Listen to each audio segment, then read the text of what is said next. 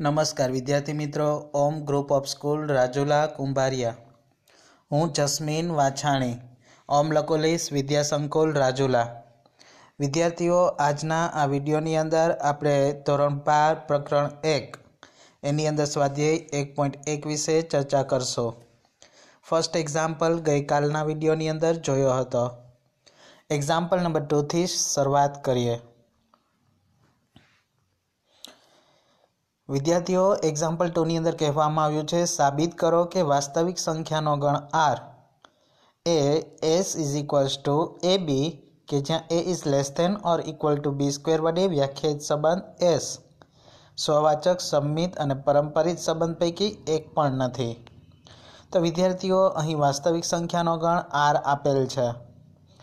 S बराबर ए b के ज्यां a is less than or equal to B square आपेल छे, ज्यां ए अने बी नी किंमत आर नी अंदर थी लेवानी छे, कारण के आर छे ए वास्तविक संख्यानो गण छे।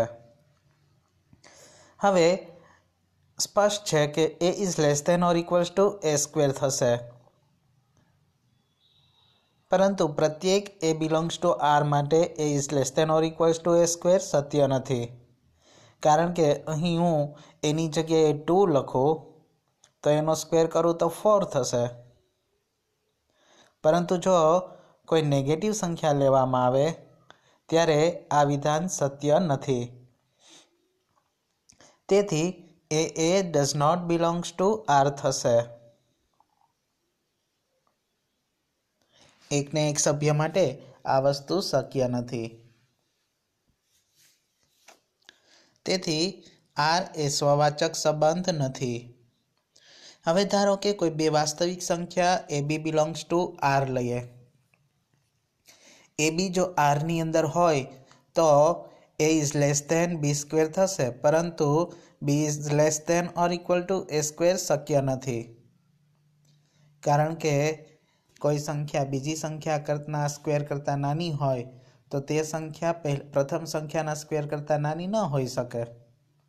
तेथी b a does not belongs to R. तेथी आर छे ए सम्मित संबंध नथी। हवे कोई 3 संख्या ए बी अने सी ए वास्तविक संख्या गण आर मांथी लईए तो A B belongs to R तथा B C belongs to R थाय। तो A is less than or equal to B square and B is less than or equal to C square लखी सकीए। जो बी नी जग्याए सी square किंमत मूकवामां आवे तो सी नी 4 घात थशे, जे शक्य नथी, कारण के अहीं तो सी नो वर्ग होवो जोईए। तेथी A C does not belongs to R थशे। तेथी आर छे परंपरित संबंध नथी, एटले के आर छे स्ववाचक संमित के परंपरित संबंध नथी। Next example number 3।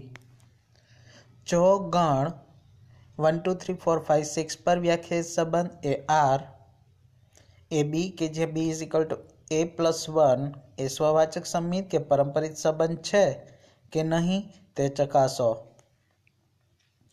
तो सौ प्रथम विद्यार्थीओ, अहीं एक गण 1 2 3 4 5 6 आपेल छे, ज्यारे आर छे ए आ रीते दर्शाववामां आवेल छे, एटले के ए अने बी नी किंमत आपेल गणमांथी मळे 1 2 3 4 5 6 मांथी लेवी जोईए।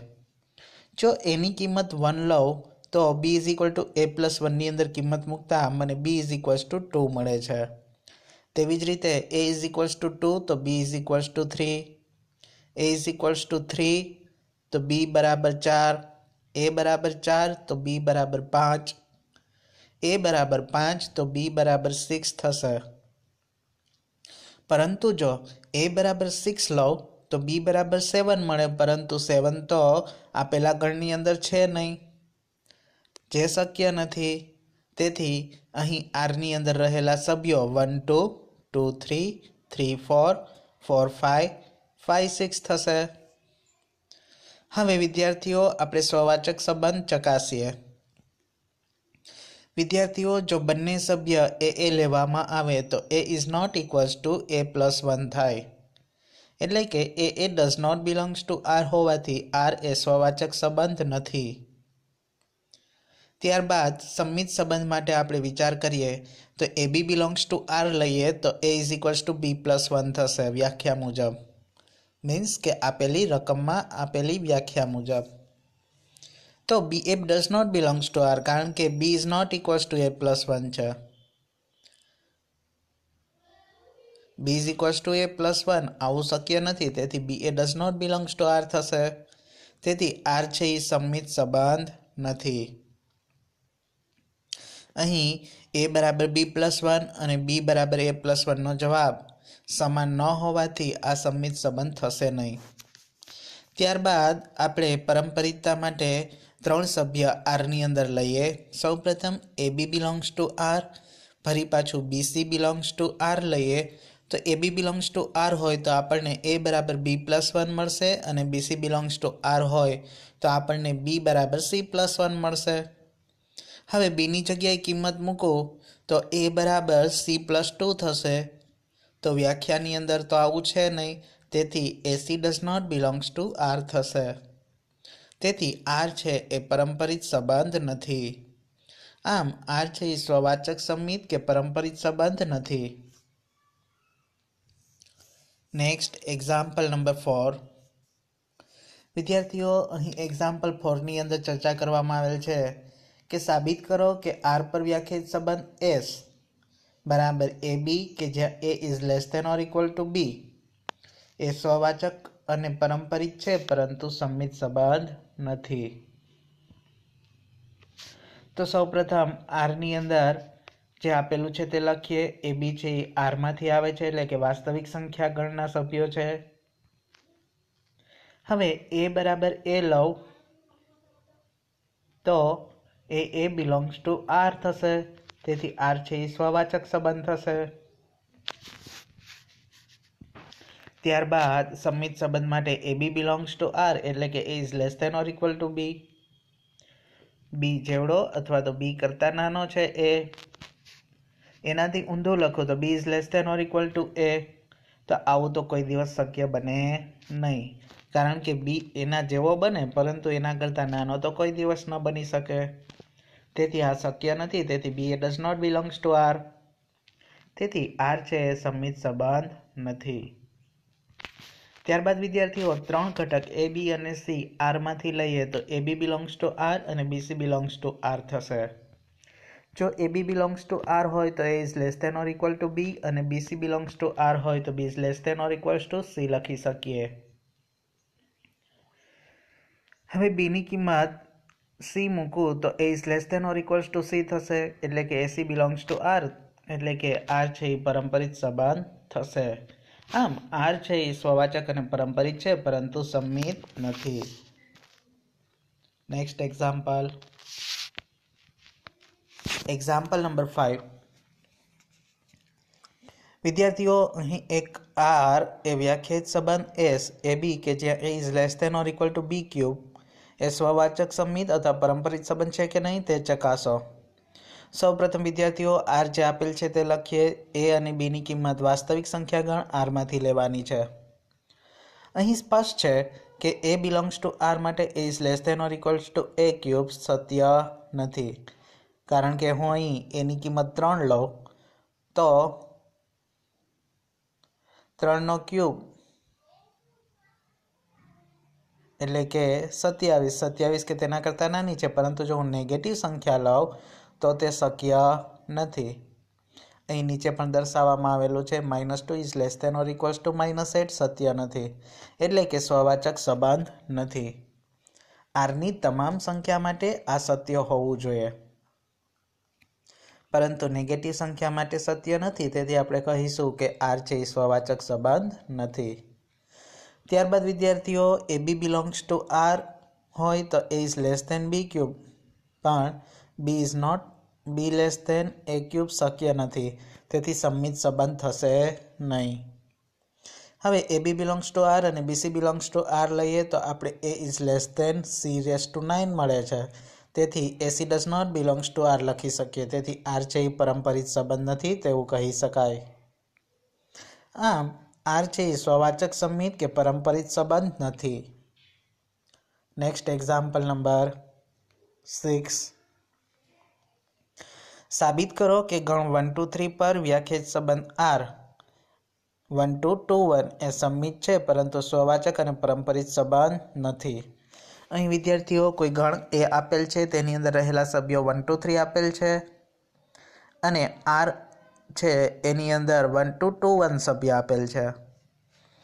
પ્રત્યેક એ બિલોંગ્સ ટુ એ માટે એ બિલોંગ્સ ટુ R થવું જોઈએ, પરંતુ અહીં નથી થતું, કારણ કે એમાંથી કોઈ સભ્ય 1 લો તો 1 1 બિલોંગ્સ ટુ R થવું જોઈએ, પરંતુ નથી. તેથી એ સ્વવાચક સંબંધ ધરાવતો નથી.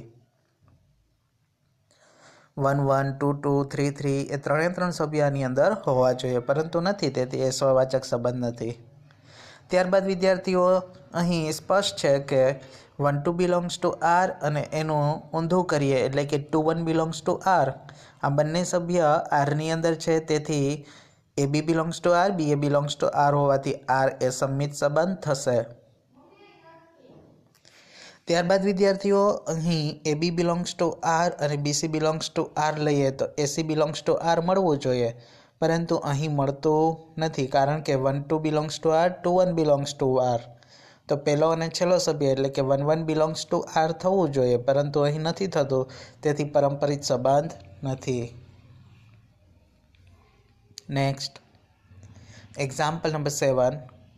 સાબિત કરો કે કોલેજના ગ્રંથાલયના બધા જ પુસ્તકનો ગણ એ પર વ્યાખ્યાયિત સંબંધ R એટલે કે XY કે જ્યાં X અને Y પૃષ્ઠોની સંખ્યા સમાન છે તે સામ્ય સંબંધ છે. સામ્ય સંબંધ હોવું એટલે કે ત્રણ વસ્તુ શક્ય હોવી જોઈએ: સ્વવાચક, સંમિત અને પરંપરિત.